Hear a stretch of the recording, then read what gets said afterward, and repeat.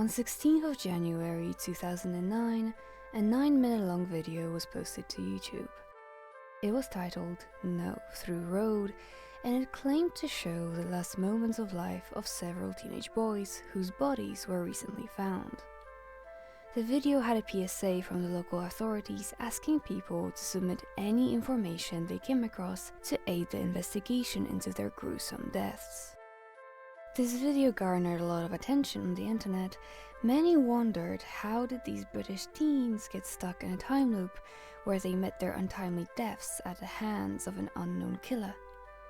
However, what I just showed you wasn't a crucial piece of evidence in an unsolved cold case, but rather a student film by Stephen Chamberlain and the first known example of analog horror. My name is Juno, your local Mothman. Welcome to my channel, where I talk about internet things that absolutely fascinate me. And today, in this first installment of a new series about internet phenomena, together we'll be trying to answer a question that's been plaguing me for quite some time. Why is analog horror so popular? Why do these YouTube videos that have no big budgets or studios behind them amass so much attention and become cultural moments that have so much impact on internet culture? What is the appeal of analog horror? Thank you to my Patreons, Fungus Finder, LEJBR, Zachary Hagen, Sashira, The Artistic Dragon, Artur Tchaikovsky, Binder Benate, and Look Look Look. I'm not gonna lie, I'm making this video because of a selfish reason as well. See, I can't stand watching horror. Don't get me wrong, I like the genre, I like reading horror stories, I like listening to horror podcasts, and I love horror art. But seeing horror play out on screen is too much for me.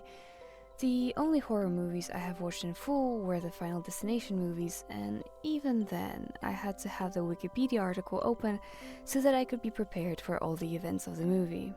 So, how is it that a wimpy, scaredy cat like me absolutely adores analog horror? Because it's true, I love analog horror.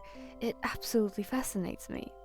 So, together, let's have a look at some of my favorite analog horror series and try to figure out what is so enticing about a kind of horror that pretty much anyone can do.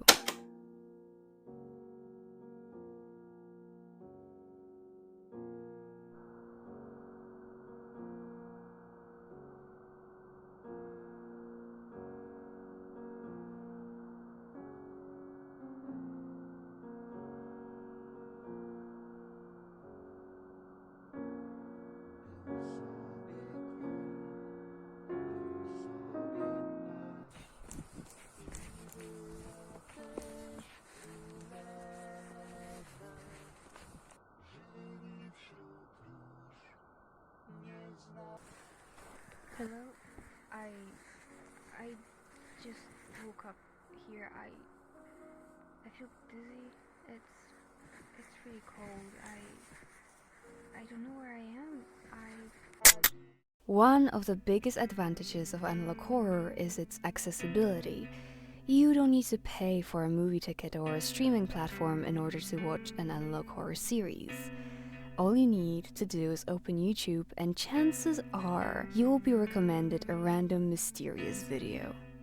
That kind of accessibility means that anyone with internet can watch analog horror. But it also means that anyone can create analog horror. Really, if you want to create a series, all you need is a good idea and basic art and editing skills. Thanks to this low level of entry into the genre, analog horror gives its creators a chance to explore concepts and themes that were not covered well enough in traditional media in a very interesting way. It also means that as of right now, there are quite a lot of very mediocre or straight up bad series. But this video isn't about the highs and lows of analog horror. This video is a journey of us asking why. So let's look at arguably one of the most popular series of all time that was originally created on a phone.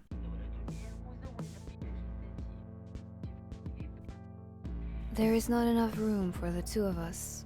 This is one of the 3 quotes that have stayed with me after watching the Mandela catalog. The other ones are You're Not the Real You and Who Have I Been Praying To? The Mandela catalog has a mixed reputation. Some believe it to be the best analog horror series out there, and others find it to be overrated and cheesy.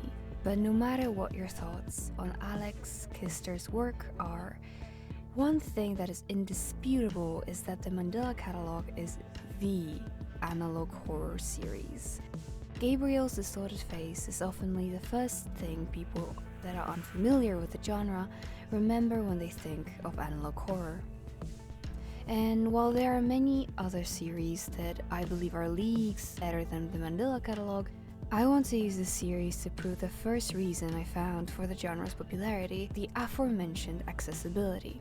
Because really, all you need is a good idea and an editing software on your phone, and Alex Kister had a very good idea.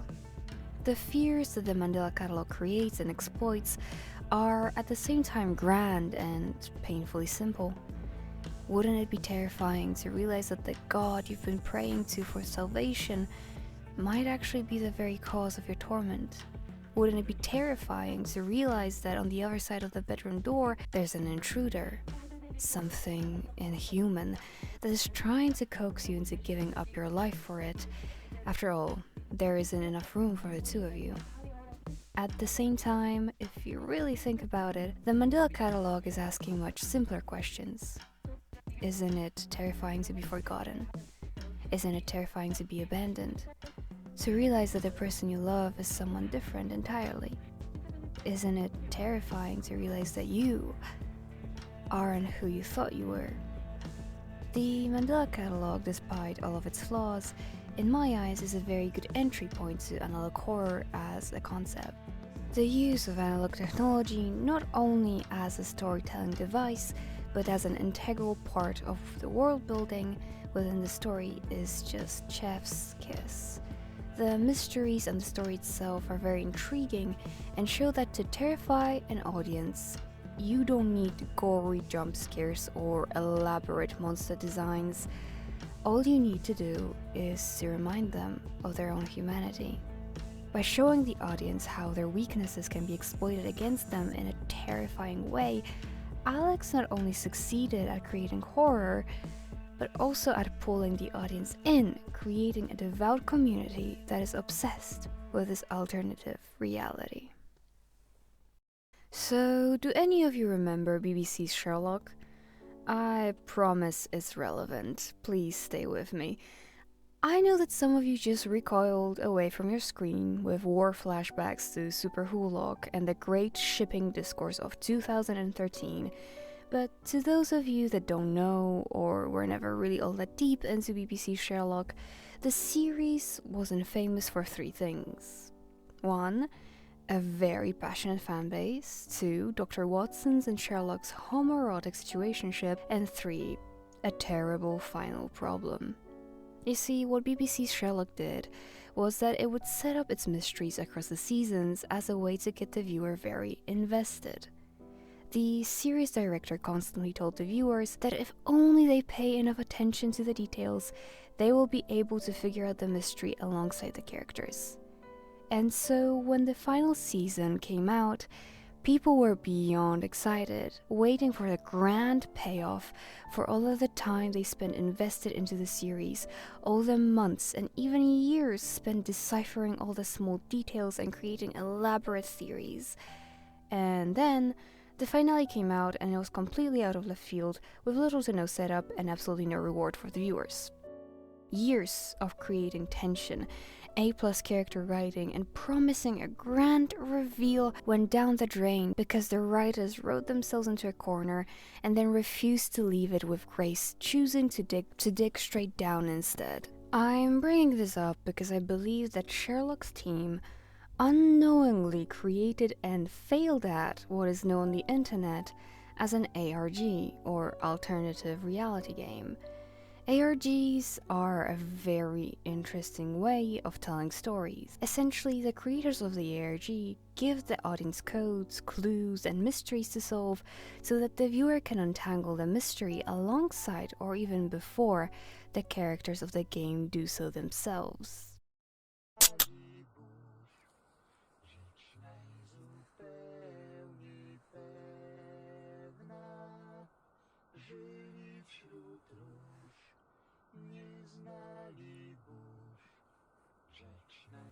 It's getting late. I still don't know where I am. I found this in my pocket. I don't know if it's important. I don't remember making this note. I'm so confused, and I think something is watching me. And this is the second big reason why I think analog horror is so popular. It pulls its audience in by giving them something to do. The best analog horror series rewards you for paying attention, for theorizing and solving all of the codes. Because of that, watching an analog horror series often feels like putting together a puzzle or uncovering a mystery. And people search for mystery all the time. There is a reason why true crime podcasts are so popular. People are bored. They want to be entertained and moved. Maybe they don't realize it because school kills most joy from learning, but they want to be intellectually challenged. They want the joy that comes with epiphany. They want to feel something. They want to be scared, but in a safe manner. A manner that feels familiar. In a way, the best of analog horror reminds me of old YouTube. YouTube before the slop, when people would just post their silly videos or passion projects and could make it big. Analog horror is the best of the internet in a bottle. So much talent, passion and energy put into a video, and you don't have to pay to watch it. You can just stumble across it and it will change the way you view life and horror forever. And not only will it do that for you, it will do that for millions of other people, creating a cultural moment that you can all enjoy. And a perfect example of a series that utilizes ARG elements, and a series that I and many other people absolutely adore, is the Walton Files. When I stumbled across the Walton Files, at first I was intrigued. I never fully liked FNAF. I always felt as though there was something missing from the games, even if I wasn't sure what it was. So I went into the series that used FNAF's concepts as the framework with high hopes, and I wasn't disappointed. The horror was effective, the mystery fascinating, the ARG elements fun to discover, but what really sealed the deal for me, what made me truly decide that the Walton Files was my favorite series, was a secret tape, simply titled Guilty. At first I was really excited about finding this episode. Finally, I'll get some answers to the many mysteries of the series, but as the episode progressed, my excitement changed into dread, and then into overwhelming sadness. Because at that point, it hit me that despite all of the supernatural elements of the story, the Walton Files at its core is about human tragedy, and the horrific actions that, even if not intentional, can lead to complete devastation and destruction of families, friendships, and lives. The story that Martin Walsh chose to tell through analog horror is a story about what makes us human in the worst ways. It's about the grief, the despair, the never-ending pain, and the anger. Calling the Walton Files just a FNAF ripoff, as I've seen some people do, is very unfair, because the Walton Files does what FNAF refuses to. It fully embraces the supernatural concepts it introduces and doesn't abandon the humanity of the characters along the way. It actually explores the horror of a rotten body being stuffed into an unforgiving cold machine. It tells you how it would feel to be forced to live in such unimaginable pain. It makes you a witness to the horrific murders of characters you cared about. And at the same time, the antagonists of the series are not crazed killers taking lives for the sake of it. They're a man hunted by guilt after he let an addiction get the best of him, and a father driven mad by despair. This freedom to explore concepts that might be too grim or too difficult for mainstream media is one of the reasons why I like analog horror so much. Add to that the phenomenal art direction and the existence of the ARG website called Find Jack Walton, and you have a brilliant work of modern art. The website changes non-stop, pages disappear or become locked behind passwords, but every glimpse I managed to steal and every page I managed to break into always had some hidden treasure in it. And browsing the website always filled me with a sense of nostalgia. Nostalgia is a funny thing to navigate. Logically, you know that your brain is playing tricks on you, making you misremember things, trying to convince you that the past was all fuzzy, warm feelings and fun. You might even want to drown in it, looking through old photos and remembering what feels like better times, rewatching shows from your childhood and playing old video games. Analog horror is incredibly nostalgic to many people because of its format. The little things such as glitches, the sound of a tape being inserted, and music, they all bring the audience back to their childhoods and youths. Analog horror brings back the feeling of sitting in front of your TV at night and inserting a random VHS tape into the player, only this time the tape is hiding something horrific. But not only the visuals and sound design are nostalgic, to many the time before the invention of digital media as well as the internet seem much better as a whole. They long for the last era of anonymity and secrecy. People are overwhelmed by social media and how much it has changed our reality. With how unified our exposure to media has become due to the internet, the art of simply finding a VHS tape with a creepy old cartoon on it that no one has ever heard before has been lost. And not only that, with constant changes in technology and planned obsolescence, many staples of our childhood are simply gone. And that does not only impact analog technology but also digital. Getting a PC or laptop with a CD disc tray is near impossible. Physically owning the media you consume is a rarity. On the internet, websites are slowly disappearing. Things like flash games are a mere memory. With all of these factors, analog horror uses our memories to create a sense of familiarity. But nostalgia doesn't always taste bittersweet. Sometimes when you truly think about it, you realize that the time your brain is trying to convince you was good was actually incredibly painful. Lazy Games is a horror series that truly broke me for a while. Now, Lazy Games is placed during a time when analog technology was already being phased out in favor of digital media. However, I would still classify it as a form of analog horror due to the creative direction Ghost Tundra takes with the series. While the setting is different, the Lazy Game series is a series of playthroughs of old Flash games. The visuals are still very much in line with typical analog horror conventions, but introduced in a much more intriguing manner. To me, Lazy Games feel like a breath of fresh air to the internet horror genre. If you don't consider Lazy Games an analog horror series, I respect your opinion. However, I believe that it fits because of its stylistic and thematic choices. And said thematic choices have left me in shambles multiple times. I don't know if it's because of Ghost Tundra's beautiful art styles, or if simply I relate to Lacey a bit too much, but this series truly has a special place in my heart. Exploring the many issues young girls face but while growing up through the medium of horror has been done before in mainstream media, but Lazy Games feels different to me. It feels personal, familiar, nostalgic. Nostalgic because I remember being a little girl playing dress-up games on my dad's computer.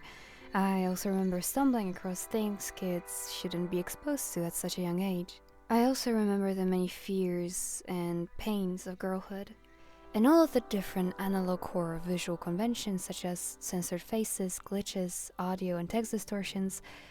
All of them express how the aftermath of trauma feels like. You lose pieces of yourself. Your mind quite literally cuts out and forces you to avoid the truth in order to protect you.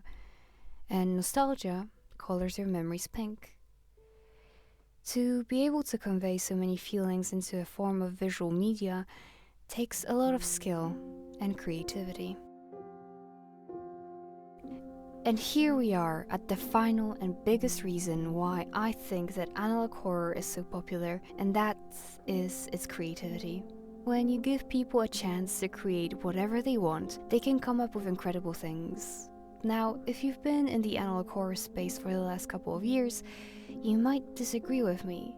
I've seen some people claim that analog horror is dead, that it's all just overused tropes now.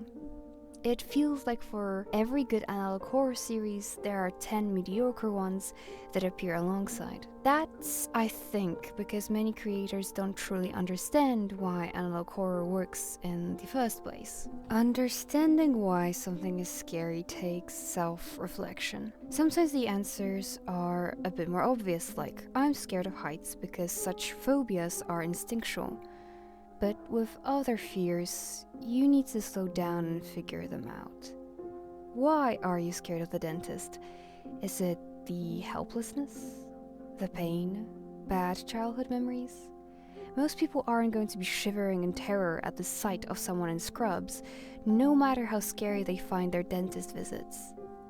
However, you could elicit that fear by setting a scene, showing the audience that they are restrained, unable to escape, and a sound of a dentist drill in the background slowly getting closer. This little thought experiment was meant to demonstrate how I see the scary face issue that if you love analog horror like me, you're all too familiar with.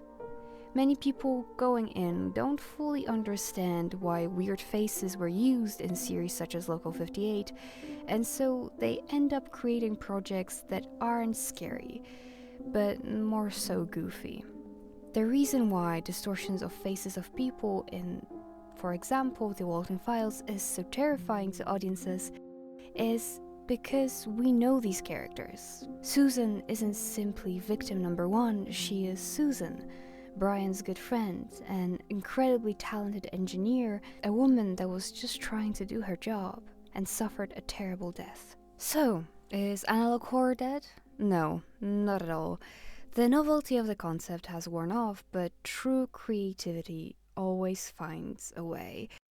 What's so special about analog horror isn't its conventions, but rather what it can offer to both the creator and the audience. The Monument Mythos is one of my favorite series simply because of the concept. The idea shines so brightly that even though I haven't rewatched the series in a while, I still remember it quite vividly. The Rolling Giant made me cry, and read about a long-dead biologist. Greylock seriously messed me up. I think it's the only analog horror series that scared me so much that I had trouble sleeping at night.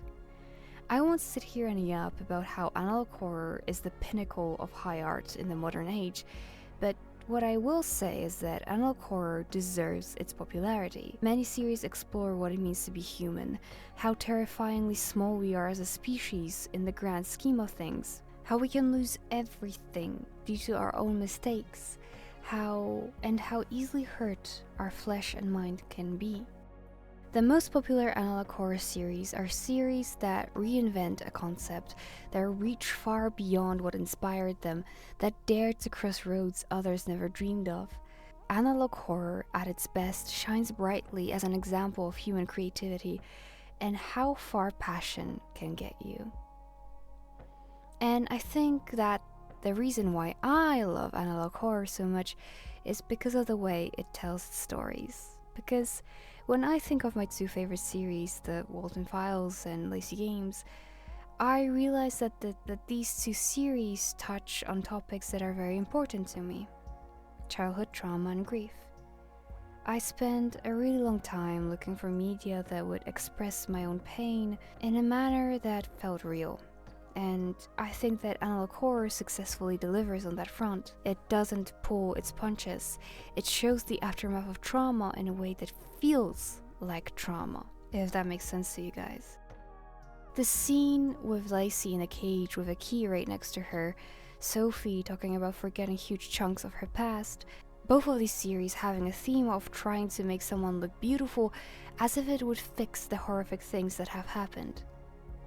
This is why I love analog horror, because it has the potential to make horror that makes you feel, that isn't just there to shock you, but maybe to make you feel sad, nostalgic, lonely, bitter, angry. At the same time, the ideas and their execution can be so exciting. Oftenly my wonder and excitement and enjoyment of the series override most of my fear. I am just locked in, enjoying my time, excited to see where these mysteries go. As an artist and a YouTuber that edits their own videos, I marvel at the amount of hard work that goes into these projects. I find myself excited to see the ways people execute their ideas. It inspires me to create my own things. During wintertime, I find myself being enchanted by the snow covering mountain ranges and the quickly approaching darkness. I live for the times when everyone else is asleep. The world feels more peaceful that way. It feels more real, and I feel like myself.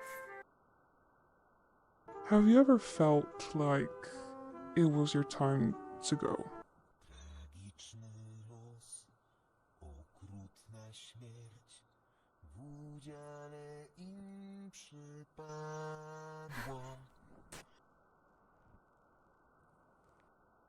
I wish I could just disappear.